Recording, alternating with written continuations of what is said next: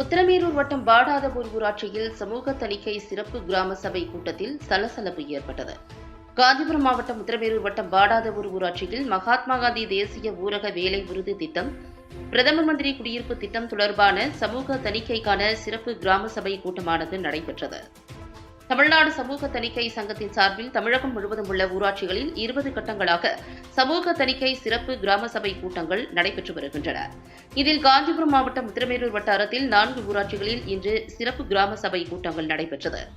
வாடாதபூர் ஊராட்சியில் நடைபெற்ற சிறப்பு கிராம சபை கூட்டத்தில் மகாத்மா காந்தி தேசிய ஊரக வேலை உறுதி திட்டம், பிரதம மந்திரி குடியிருப்பு திட்டம், கிராம வள பயிற்றுநர்களால் சமூக தணிக்கை மேற்கொள்ளப்பட்டு அதற்கான சமூக தணிக்கை அறிக்கைக்கு கிராம சபை கூட்டத்தில் ஒப்புதல் பெறப்பட்டது.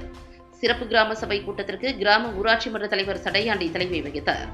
கிராம ஊராட்சி செயலர் திருமலை அனைவரையும் வரவேற்றார். கூட்டத்தினை சமூக தணிக்கை வட்டார வள பயிற்றுநர் சரவணகுமார் வழிநடத்தி மக்களுடன் கலந்துரையாடல் செய்தார். அப்போது அப்பகுதி மக்கள் மகாத்மா காந்தி தேசிய பணிக்காக 10 கிலோமீட்டர் தொலைவில் உள்ள சடச்சிவாக்கம் சென்று பணி செய்ய வலியுறுத்தப்படுவதாக வேதனை தெரிவித்தனர்.